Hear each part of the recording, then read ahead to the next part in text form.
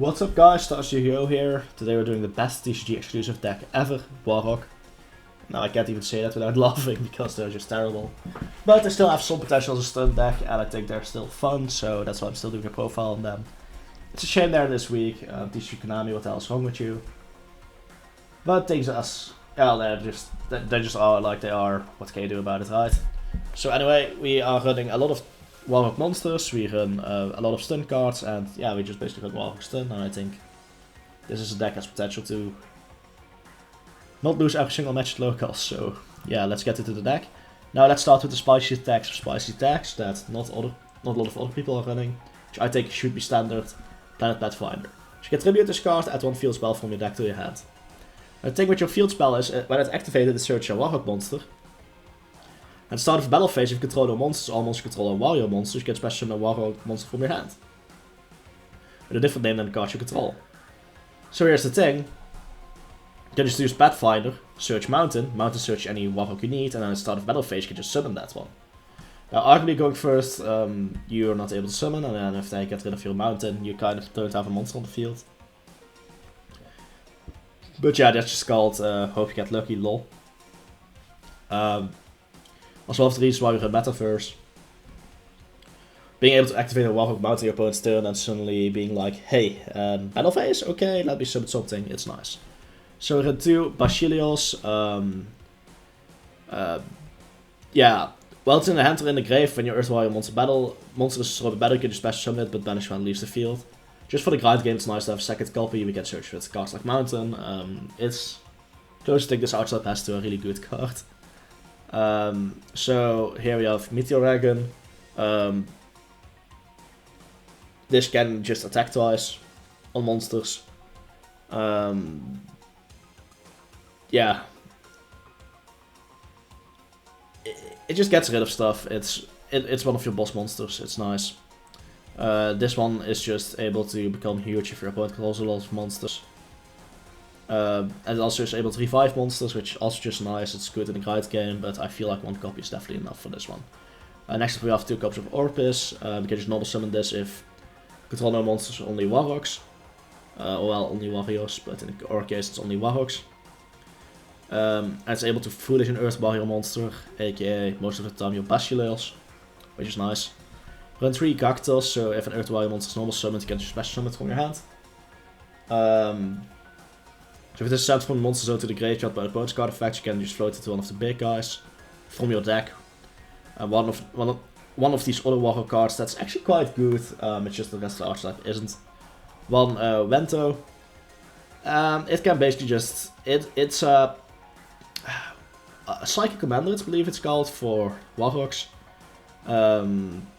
If your Warhawk battles, you can, an Earth Warrior monster, not specifically Warhawk. You can pay some life points to increase your attack. It's not exactly great, but it also has decent attack stats on its own, so I figured 1 copy doesn't exactly hurt. It can out specific boards that just has a huge beat stack you can't get over, and that can come up. 3 copies of Fortia. It's your Searcher, it's basically your Stratos, kind of. It's a really weak version of Stratos. But it's a Searcher. It's the closest thing you're gonna get to a Searcher in your monster lineup, so 3 copies makes sense, right? 3 Pathfinder, I already explained it. It gets your Mountain from the deck, which is just huge. 1 Rota, because it just gets any of the lower level Warhawks. 3 Extravagance, or Extra Deck doesn't matter. Extra Deck is literally just Extravagance targets, so it's basically Pot of Greed for the deck, and Pot of Greed is a good card, so yeah. Terraforming naturally to get the Mountain.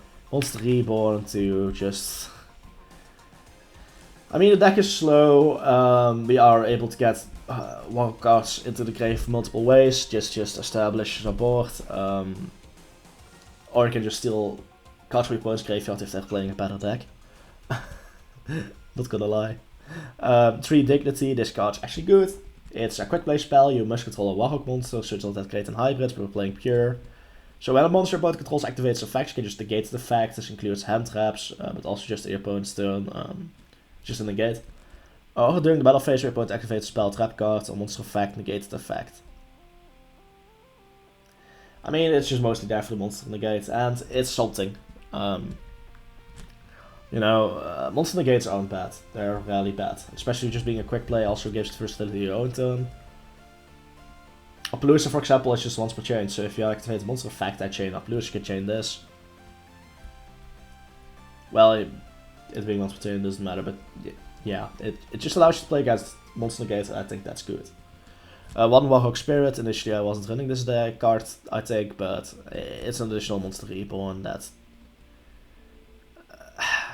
it just works. It's not exactly the greatest card ever, but it's just a single additional monster reborn. Can be clutch and grind game, but it's not exactly as great compared to, you know, it's a monster reborn in a deck that doesn't really need one, but it can be nice still. It's a quick play, also that really helps. It basically turns into a trap if needed, but it's also just a spell, which enables you to close out games. 3 Mountain, the card that a lot of smart Yu-Gi-Oh players and investors bought out. But yeah, still, it's a field spell that searches and summons Warhawks from your hand. I mean, it's one of the few good cards in Archetype. 2 Generations. So if your opponent controls more cards than you do, or more monsters than you do, during battle phase, you can just summon a Warhawk monster from the deck. And then your opponent, if they want to attack, must attack that monster. So you can just summon a huge ass boss monster and be like, sup my dude, you can't attack my weak monsters. But then they probably have high enough beat stick anyway, so it doesn't matter. But yeah, it's a cool card in theory. 3 Ice Dragon's Prison just makes a somewhat weak deck look a bit better. That's why you run staples. 2 Titanocyder, 2 Lost Wind. This deck wants to grind, and these cards are disgusting in the grind game. Just being able to negate monster effects multiple times, I think it's really great. Because these monsters do have high attack, and the way to gain high attacks, they just have trouble dealing with monster effects. So running additional negates makes sense, and of course, I'm on Metaverse. I mean, I could go through the extra deck, but between you and me, I already said this. This is just extravagant targets. So yeah, they're extravagant targets you can actually summon, but they're still extravagant targets that don't really matter.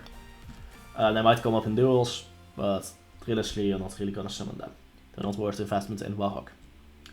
So yeah, that's the profile. Hope you guys enjoyed it. Start signing out, and yeah, Konami, please. These visually are really great cards, they look great, a few of the cards are decent.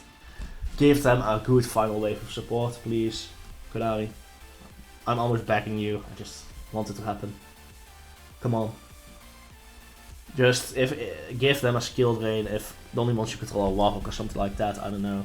Give them something that makes them work, because they're cool in theory, but yeah, they're just not good enough yet. Regardless, hope you guys enjoyed the profile. So I'm signing out. Peace.